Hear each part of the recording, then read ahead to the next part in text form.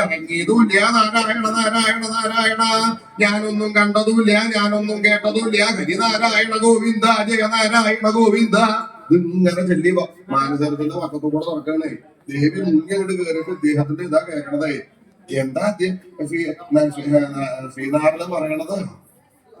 ഞാൻ കൈലാസത്തിൽ പോയില്ല. അങ്ങനെ ഒരാള് പറയൂ.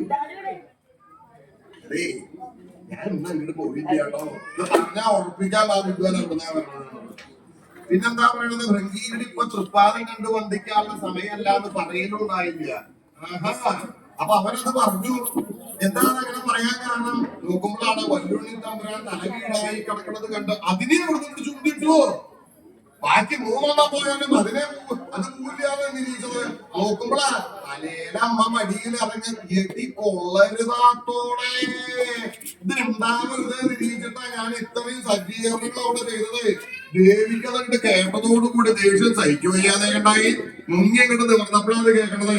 തല ഒന്ന് തൊടിച്ചങ്ങോട്ട് കെട്ടി കൊടുത്ത മുണ്ടിന്റെ അറ്റം കൂട്ടി പിടിച്ചു. ഇറം മാറാനൊന്നും നിന്നില്ല. നേരെ കൈലാസത്തിലേക്ക് അങ്ങോട്ട് എഴുന്നള്ളി. ദേവിയുടെ എഴുന്നള്ളത്തെ കണ്ടപ്പോ ഭൃംഗീരടിക്ക് മനസ്സിലായി ഈ വഴിയൊന്നും അങ്ങോട്ട് മാറി കൊടുത്തു. നേരെ ഉള്ളിലങ്ങോട്ട് ചെന്ന സമയത്താണ് ശിവരമേശ്വരനും എല്ലാ ഭഗവതിയും സല്ലപിച്ചുകൊണ്ടിരിക്കണതാ കാണുന്നത്. ആഹാ, ഇതിനാണ് എന്നെ കുളിക്കാൻ പറഞ്ഞത് അല്ലേ? എന്നൊരു കാര്യമുണ്ട്.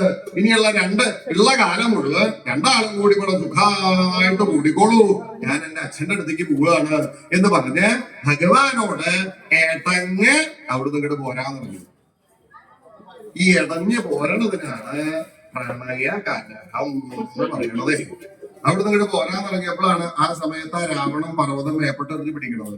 ആ പർവ്വതം ഒന്നങ്ങോട്ട് ഇളകിയപ്പോ തല മുറുക്കി കെട്ടിയിട്ടില്ല. തലമുടി ഇങ്ങോട്ട് അഴിയാൻ തുടങ്ങിയപ്പോ ദേവി ഇത് ചുറ്റി അങ്ങോട്ട് പിടിച്ചു. കാര്യം എന്താ? യാത്രാമധ്യത്തില് സ്ത്രീകളുടെ തലമുടി അഴിയണത് മംഗള നന്നല്ല. ഇപ്പൊ ആരാ നോക്കണതല്ലേ? അഴിഞ്ഞാലല്ലേ വിഷമുള്ളൂ. ആദ്യം തന്നെ നയിച്ചിട്ട് കുറഞ്ഞ് നടക്കണം കണ്ടിട്ടില്ലേ? അങ്ങനല്ല, കെട്ടിവെച്ച തലമുടി അത് അഴിയരുത്. പിന്നെയാണ് പർവ്വതം ഇളക്കം വർദ്ധിച്ചു. സ്ഥലാവരണം, അയ്യോ, ഉടുത്ത മുണ്ടിന്റെ കടക്കൂട്ട് വരെ അഴിയുന്നു. ഒക്കെ കൂടി കൂട്ടിയങ്ങോട്ട് പിടിച്ചു. ഇതൊക്കെ അദ്ദേഹത്തിനോട് ഇടഞ്ഞു പോണേന്റെയാണ്.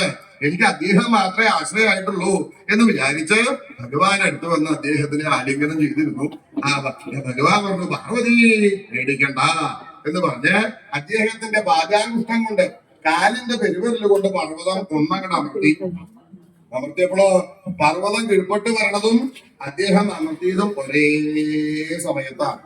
രാവണന് 20 കൈകളും നിർത്തി പർവ്വതം പിടിക്കാൻ സന്നദ്ധനായിട്ട് നിൽക്കുമ്പോൾ ഭഗവാൻ അമർത്തുക കാരണം രാവണൻ അത് സാധിച്ചില്ല. ആ കൈകളുടെ മെറ്റയ്ക്ക് ആ പർവ്വതം ഒന്നങ്ങോട്ട് വീണു. വലിച്ച് കിട്ടാതെ കൊണ്ട് വന്നപ്പോ 3 ഗർജനം ഉണ്ടായി. 3 ഗർജനം കൊണ്ട് ത്രൈലോക്യം മുഴുവൻ ശബ്ദായമാനം നിറച്ചു. രാവണന്റെ ശബ്ദം കൊണ്ട് നിറഞ്ഞു ത്രൈലോക്യം. അത് ഭഗവാൻ കേട്ടു. കേമ, നിന്റെ പ്രവൃത്തിയാണ് ഇത് അല്ലേ? നന്നായി. ഭഗവാന് സന്തോഷമായി. കാരണം രാവണൻ അങ്ങനെ ചെയ്തില്ലായിരുന്നു എങ്കിൽ പാർവതി പെടുന്നവരുടെ അടഞ്ഞു പോകും. ഇടഞ്ഞു പോയാൽ ആളുകൾക്ക് ഇന്നത് പറയാനൊന്നുമില്ല. കേട്ടില്ലേ? എന്താ നമ്മുടെ കൈലാസത്തിന്റെ കഥ കേട്ടില്ലേ? എന്താ അവിടെ എന്താ ഉണ്ടായത്? അവിടെ ഉണ്ടായത് വേറെ ഒന്നുമല്ല. പാർവതി ദേവി ഇപ്പോ കൈലാസത്തിലില്ല, ഹിമവാങ്കലാണത്രേ. അതെന്താ? ശിവന്റെ ദുർനടപ്പ് കൊണ്ടുണ്ടായതാ.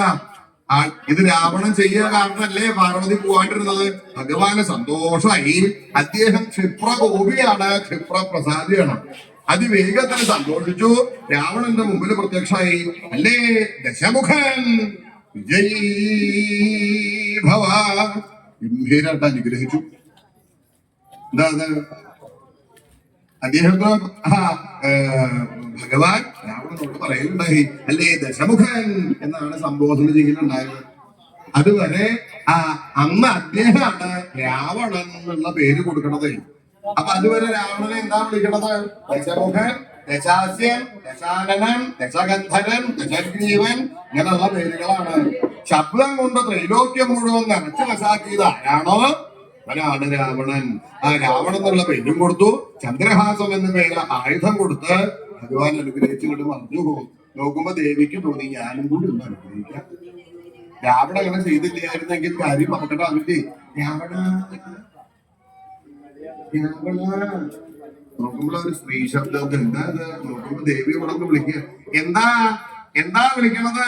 അല്ല രാവണ, ഞാൻ നിനക്ക് വരം തരാൻ ജയിച്ച്. ഞാൻ സ്ത്രീകളുടെ കയ്യിൽ നിന്നും വരം മേടിക്കില്ല. അവിടുന്ന് ലോകമാതാവിനോടാ പറയണത്. ആക്ഷേപിക്കുക, പരിഹസിക്കുകയല്ലേ ചെയ്തത്. അതങ്ങോട്ട് കേട്ടപ്പോ പാർവതി ദേവിക്ക് കോപം സഹിക്കുകയ്യാതെ കണ്ടായി.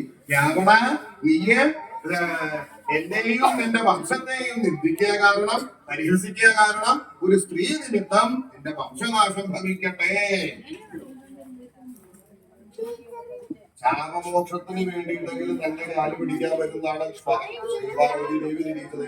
രാവണനോ അങ്ങനെ ഒരു കാലത്ത് നശിക്കുകയാണെങ്കിൽ നശിച്ചോട്ടെ, എന്നാലും ഞാൻ കാല് പിടിക്കാൻ കഴിയില്ല, കൂസലില്ലാണ്ട് നടന്നു പോവുക. അപ്പൊ ദേവിക്ക് തോന്നി ഒന്നുകൂടി ശപിക്കണം. ഒരാളെ ഒരു തവണ ശപിച്ചിട്ട് കാര്യമില്ലെങ്കിൽ പിന്നാലെ വന്ന് ശപിച്ചിട്ട് വല്ല കാര്യമുണ്ടോ? നോക്കുമ്പോ നന്ദികേശ്വരൻ അവിടെ എന്താ നന്ദി ഇങ്ങനെ കുറെ നേരമായിട്ട് അവിടെ നിൽക്കണോ? രാവണനെ പോയി ശപിച്ചിട്ട് വരിക. ദേവി അവിടുന്ന് പോവുകയും ചെയ്തു. ഒരാളെ കാരണമില്ലാണ്ട് ശപിക്കാൻ പറ്റുമോ? ഇപ്പൊ എന്താ വേണ്ടത്? നോക്കുമ്പോഴാണ് നന്ദികേശ്വരൻ തോന്നി ഇങ്ങനെ ചെയ്യാൻ. രാവണൻ പോണ വഴിക്ക് വലിയൊരു വൃക്ഷമുണ്ട്. ആ വൃക്ഷത്തിന്റെ കൊമ്പിന്റെ മുകളിൽ ഒരു വാനരത്തിന്റെ രൂപം സ്വീകരിച്ച് രാവണനെ ഉറക്കം വിളിച്ചു. ഒരു മുത്തം കുറയ്ക്കാൻ അവിടെ നിന്റെ പേര് വിളിക്കുക. എന്റെ പേരിട്ടത് അവനാ തോന്നില്ലേ? എടാ വാനര, എന്താ നിനക്കൊരു വരം തരാൻ നിരീക്ഷിച്ച് വിളിച്ചതാണ്. ഈ കൊലകിന്റെ കയ്യിൽ നിന്ന് ഞാൻ വരം മേടിക്കുകയും നാളെ മുതൽ പല ജന്തുക്കളും ശ്വാക്കള് രാവണ രാവണ വരം ഇങ്ങനെ നടക്കില്ലേ? ജന്തുക്കളുടെ കയ്യിൽ നിന്ന് ഞാൻ വരം മേടിക്കേണ്ടി വരില്ലേ? കടന്നു പോ അവിടുന്ന്.